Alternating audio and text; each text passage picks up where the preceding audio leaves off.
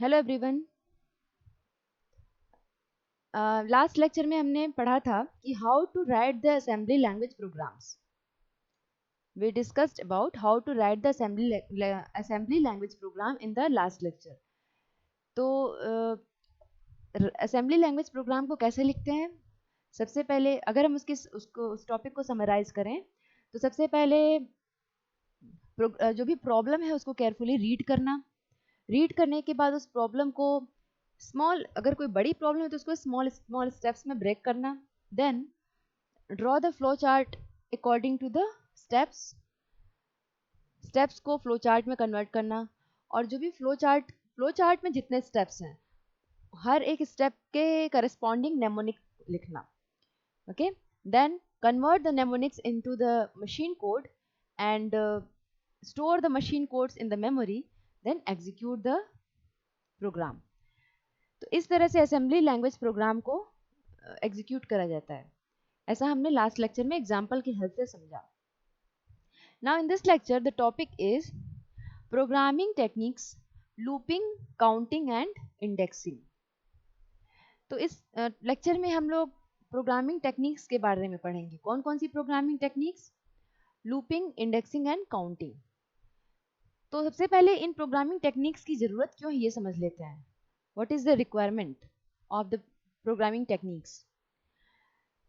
तो लास्ट के लेक्चर्स तक हमने जितने भी एग्जांपल्स देखे हैं, ऑलमोस्ट उन एग्जांपल्स में जो भी प्रॉब्लम्स सॉल्व किए थे हमने, जैसे एडिशन, सब्ट्रैक्शन, इंक्रीमेंट, डिक्रीमेंट, या जो भी एग्जांपल्स हमने देखे थे, उसमें उन एग्जांपल्स में उन प्रॉब्लम्स को मैनुअली भी सॉल्व किया जा सकता है। ओके, बट अगर कोई ऐसा टास्क परफॉर्म करना हो जिसमें उसे कंटिन्यूसली रिपीट करने की रिक्वायरमेंट हो, तो उस केस में जो कंप्यूटिंग मशीन है that is more superior, means the computing machine will be more accurate and faster अगर किसी प्रोग्राम को, किसी टास्क को कंटिन्यूसली रिपीट करना हो, जैसे 1000 नंबर्स को ऐड करना हो। Okay, so that can be done with the help of computing machine more accurately and in the more faster way. तो अगर किसी टास्क को कंटिन्यूसली रिपीट करना हो तो कंप्यूटिंग मशीन जो होता है मोर फास्टर होता है और एक्यूरेट होता है। अब किसी टास्क को कंटिन्यूसली रिपीट करने के लिए यहाँ पर लूपिंग का यूज करते हैं, लूपिंग टेक्निक का यूज करते हैं। Okay, so what is looping? Looping is a programming technique that is used to instruct the microprocessor to repeat the tasks, that is called the looping. Microprocessor को जो भी instructions दिए जाते हैं किसी टास्क को रिपीट करने के लिए, उन सेट ऑफ इंस्ट्रक्शंस को कहते हैं loop. That technique is called the looping. और लूप को सेट कैसे करते हैं? तो loop is set by instructing the microprocessor to change the sequence of execution and perform the task again. अब प्रोसेसर जिस प्रोग्राम को एग्जीक्यूट कर रहा है अगर उसी को बार बार रिपीट करना है तो we have to give the instructions to the processor to change the sequence and repeat that task again and again.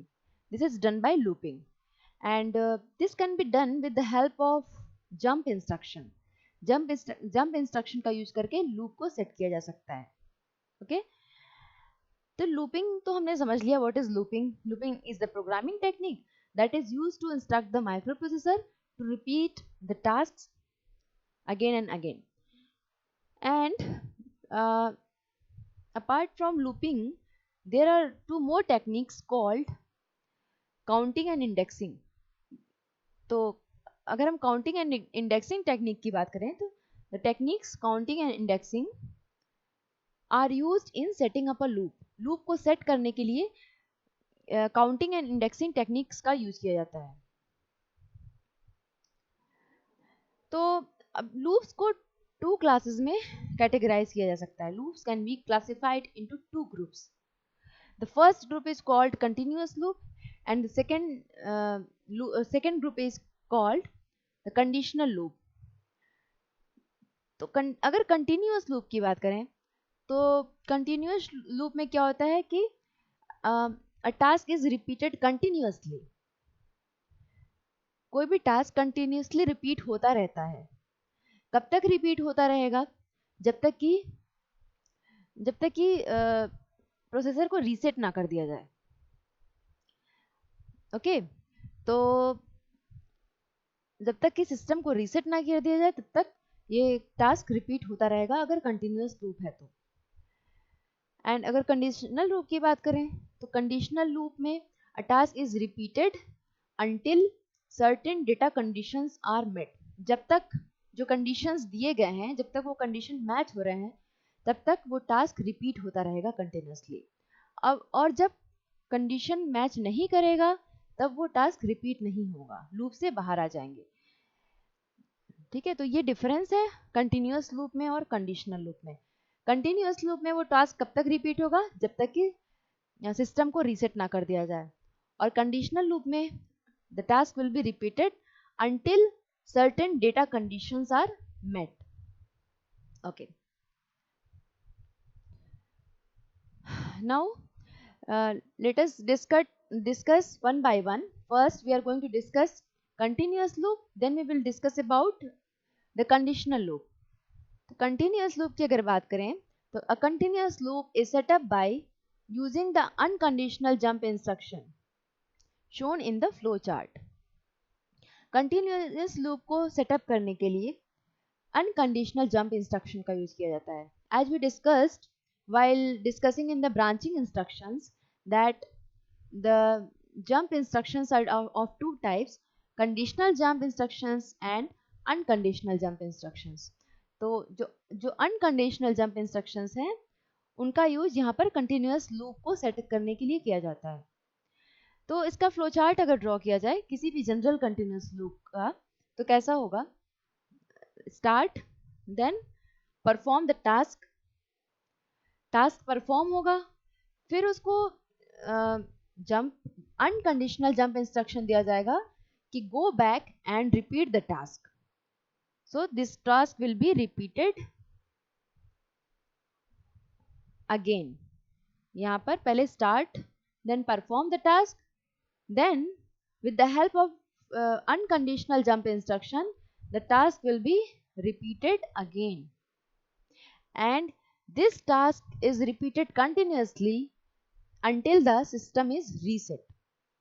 So this is called as continuous loop, and in this way a continuous loop can be set up with the help of unconditional jump instruction.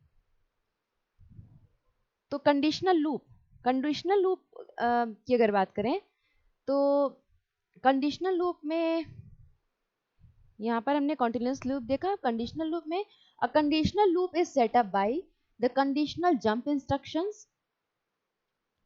ठीक है, जैसे कि continuous loop में unconditional jump instruction का use किया जा रहा था, कंडीशनल लूप में कंडीशनल जंप इंस्ट्रक्शन का यूज किया जाता है। ठीक है, और यहाँ पर जो कंडीशनल लूप्स होते हैं, कंडीशनल लूप्स में काउंटिंग एंड इंडेक्सिंग टेक्निक का यूज किया जा सकता है। कंडीशनल लूप्स को सेट करने के लिए काउंटिंग एंड इंडेक्सिंग टेक्निक का यूज किया जाता है। कैसे यूज किया जाता है देखते हैं। तो द नेक्स्ट सब heading is conditional loop and counter. तो कंडीशनल लूप तो हमने समझ लिया कि what is conditional loop. Conditional loop is a technique in which the task will be repeated continuously until the condition will be satisfied, and this can be set up with the help of conditional jump instruction. Now a term is counter. So what is counter? Counter is the application of the conditional loop. Counter is the application of the counter loop. Counter can be used to set up the conditional loop. So counter technique is used to set up the conditional loop. कैसे use किया जाएगा देखते हैं। देखिए, conditional loop की अगर बात करें तो कंडीशनल लूप में किसी भी टास्क को कंप्लीट करने के लिए माइक्रो प्रोसेसर को क्या जरूरत पड़ेगी? काउंटर की जरूरत पड़ेगी। क्यों? क्योंकि सपोज किसी टास्क को 50 टाइम्स रिपीट करना है। तो 50 टाइम्स रिपीट करने के लिए एक काउंटर की रिक्वायरमेंट पड़ेगी, ठीक। और जब काउंटर की जो वैल्यू है वो जब काउंटिंग कंप्लीट हो जाएगा तो एक फ्लैग की जरूरत पड़ेगी, ये इंडिकेट करने के लिए कि counting is completed. And this can be done with the help of conditional jump instruction. As we know that conditional jump instructions uses the flags to check the conditions. कौन कौन से flags का use किया जा सकता है conditional jump instructions में? Sign flag, zero flag, carry flag and parity flag. So these flags can be used by conditional jump instructions to check the condition, to check some certain conditions. Okay. So to repeat a task, microprocessor needs a counter, and when the counting is completed, it needs a flag, and this can be done with the help of conditional jump instructions. जैसे आपको मैंने एक example की help से अगर बताऊं कि suppose कि कोई कार रेसर है, उसे किसी ट्रैक को के 500 टाइम्स को चक्कर लगाना है, तो उसे पता कैसे चलेगा कि 500 टाइम्स आर कंप्लीटेड और नॉट, और how many number of times are completed? तो इसके लिए यहाँ पर एक फ्लो चार्ट की हेल्प से इस एग्जांपल को रिप्रेजेंट किया गया है कि जो कार रेसिंग मैनेजर होगा वो काउंटिंग एंड फ्लैगिंग मेथड का यूज करता है, ठीक है। कैसे यूज करता है? Start, then setup counter for 500 laps, एक काउंटर को सेट कर दिया गया 500 लैप्स के लिए। Then go around the track, then one lap will be completed. जब एक लैप कंप्लीट हो जाएगा तो रिड्यूस काउंट बाय 1, एक लैप के कंप्लीट होने के बाद जो काउंटर है उसे 1 से रिड्यूस करना है, ठीक है। Then check the condition whether are 500 laps completed or not. If the answer is yes, if the 500 laps are completed, then stop the racing. Otherwise, if the answer is no, then again go around the track and again these process will be repeated.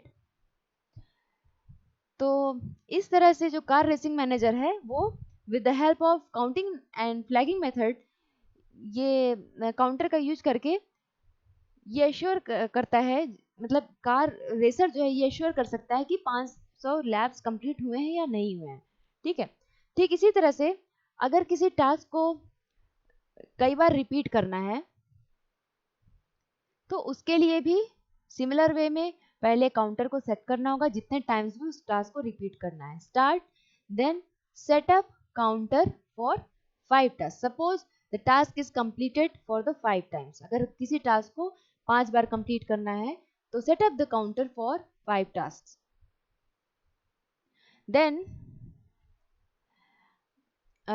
उस task को complete करना है और उसके बाद counter को 1 से reduce करना है, and then we have to check the answer or the condition should be checked that is counter 0, क्या counter 0 हो गया? If the answer is yes, then stop the execution, and if the answer is no, then repeat the task again and reduce the count by 1, and again match the conditions, is it satisfied or not. So in this way a task can be repeated with the help of conditional jump instructions. Okay, so जो भी हमने flow chart discuss किया, that flow chart is translated into programs as follows. जैसा कि हम जानते हैं कि किसी भी प्रॉब्लम का अगर असेंबली लैंग्वेज में प्रोग्राम लिखना है तो उसको पहले स्मॉल स्टेप्स में डिवाइड करने के बाद उसका फ्लो चार्ट ड्रॉ करके उसके करस्पॉन्डिंग नेमोनिक्स को लिखा जा सकता है। तो जो फ्लो चार्ट हमने अभी डिस्कस किया है एक कंडीशनल लूप के लिए, उसी को हम कैसे प्रोग्राम में ट्रांसलेट कर सकते हैं उसका डिस्क्रिप्शन है यहाँ पर। First of all, in the first step counter is set up by loading an appropriate count in a register. एक रजिस्टर में जितने टाइम्स भी टास्क को कंप्लीट करना है, जितने टाइम्स भी टास्क को रिपीट करना है, वो नंबर काउंटर में लोड करना होगा। And any register can be use, any general purpose register can be used as a counter. तो counter is set up by loading an appropriate count in a register. Then in the second step, counting is performed by either incrementing or decrementing the counter. तो counter में जो हमने number को load किया, that number is completed और not, इसको check करने के लिए उस काउंटर को हम इंक्रीमेंट भी कर सकते हैं या डिक्रीमेंट भी कर सकते हैं कि काउंटिंग कंप्लीट हुआ कि नहीं। ठीक है, मतलब कहने का ये है कि जितनी बार भी वो टास्क कंप्लीट होगा, या तो हम काउंटर को इंक्रीमेंट करने का इंस्ट्रक्शन दे सकते हैं या डिक्रीमेंट करने का, ये चेक करने के लिए कि जो काउंट वैल्यू है वो उतनी बार वो टास्क रिपीट हुआ है कि नहीं। Then in the third step, loop is setup by conditional jump instruction. यहाँ पर कंडीशनल जंप इंस्ट्रक्शन का यूज किया जाएगा लूप को सेटअप करने के लिए, कंडीशनल लूप को सेटअप करने के लिए। ठीक है, और जब and the next step is end of counting is indicated by a flag. तो जंप इंस्ट्रक्शन की हेल्प से प्रोग्राम का सीक्वेंस हर बार चेंज होगा और वो टास्क हर बार रिपीट होगा। और अगर जो भी जंप इंस्ट्रक्शन यूज किया गया है उसमें जो भी फ्लैग यूज हो रहा है उसका स्टेटस अगर कंडीशन को सेटिस्फाई कर रहा है तो काउंटिंग का जो भी कंटिन्यूअस लूप है, that loop will be ended and that will be indicated by a flag. Okay, so we discussed about the conditional loop and the counter. अब एक और टर्म है indexing. What is indexing? Conditional loop, counter and indexing. Indexing is the another type of technique that is used to set up the conditional loop. Actually, indexing is another type of loop that is used to set up the conditional loop. So another type of loop includes indexing along with a counter. Indexing means pointing or referencing objects with sequential numbers. जैसे कि होता है library में books कैसे arrange होती हैं, numbers के according, जिसको बोलते हैं इंडेक्सिंग। इंडेक्सिंग मीन्स पॉइंटिंग और referencing objects with sequential numbers. जैसे एक एग्जांपल यहाँ पर है, illustrate the steps necessary to add 10 bytes of data stored in memory locations starting at a given location and display the sum. Draw a flowchart. इसमें करना क्या है, इसमें जो 10 डेटा बाइट्स हैं जो कि मेमोरी लोकेशंस में कोई गिवन लोकेशन दिया हुआ है, उस लोकेशन से 10 डेटा बाइट्स मेमोरी में स्टोर्ड हैं। ठीक है, तो उन डेटा बाइट्स को ऐड करना है और सम को डिस्प्ले करना है। इस पूरे प्रोसेस के लिए we have to draw the flow chart.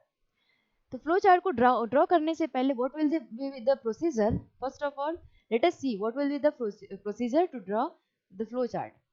सबसे पहले क्या करना होगा, काउंटर सेट करना होगा, जो हमने अभी लास्ट स्लाइड में देखा था। एक काउंटर की जरूरत पड़ेगी, क्यों, to count 10 data bytes. 10 data bytes को ही तो ऐड करना है ना, तो उन 10 डेटा बाइट्स को 10 डेटा बाइट्स हैं, इसके लिए काउंटर की जरूरत पड़ेगी।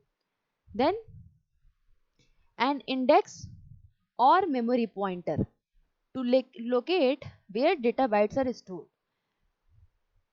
क्योंकि ये जो डेटा बाइट्स हैं वो अलग अलग 10 लोकेशंस पर मेमोरी में स्टोर्ड हैं, तो उन मेमोरी लोकेशंस को लोकेट करने के लिए जहाँ पर वो डेटा बाइट्स स्टोर्ड हैं उसके लिए एक इंडेक्स की भी रिक्वायरमेंट होगी, या हम कह सकते हैं मेमोरी पॉइंटर की रिक्वायरमेंट होगी। Okay,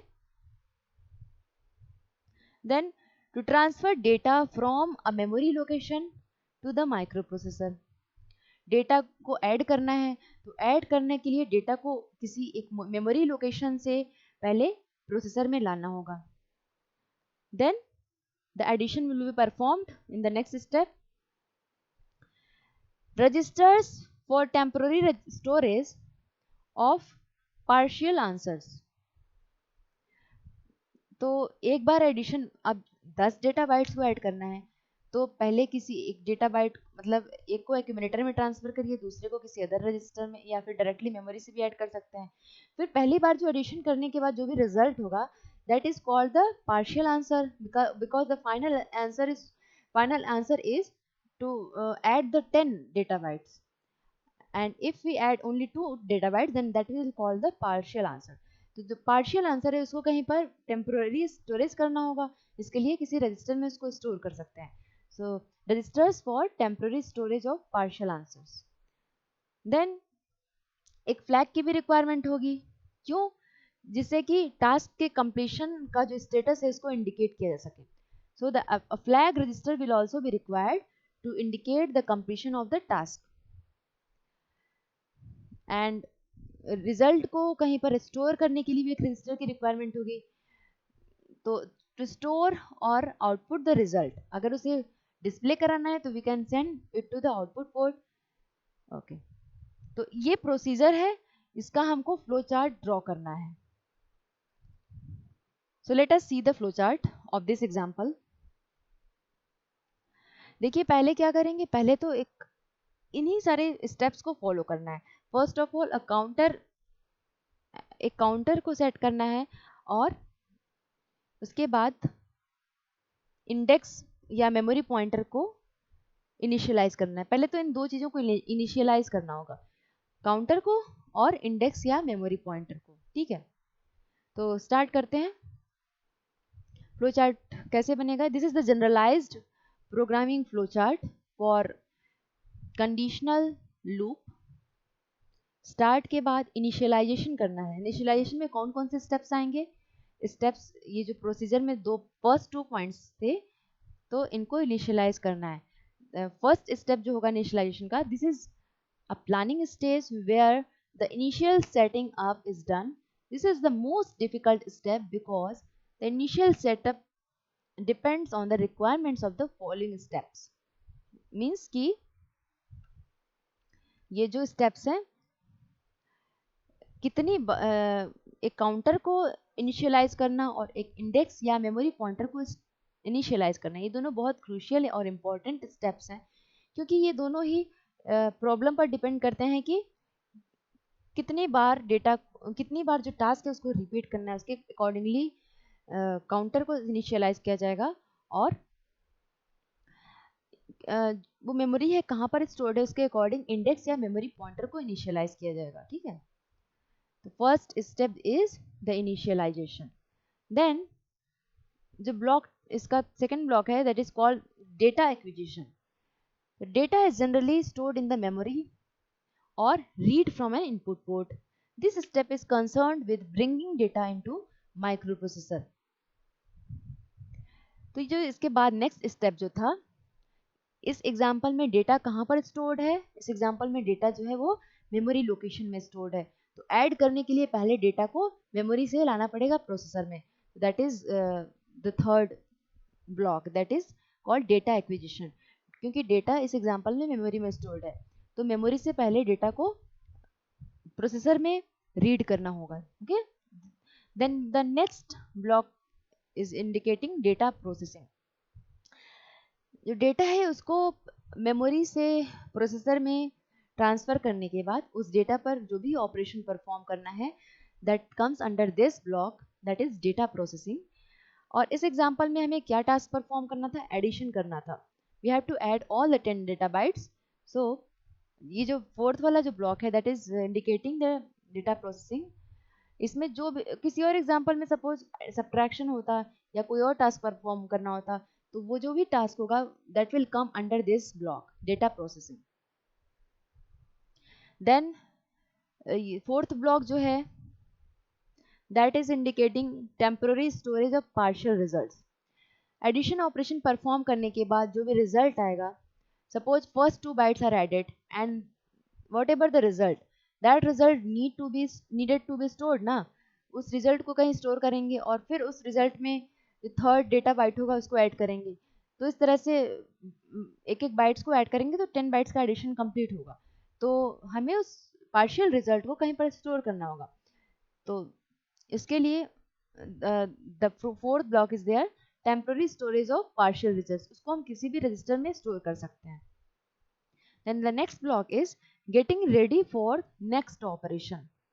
At this point, the microprocessor does not know whether it has completed all the operations.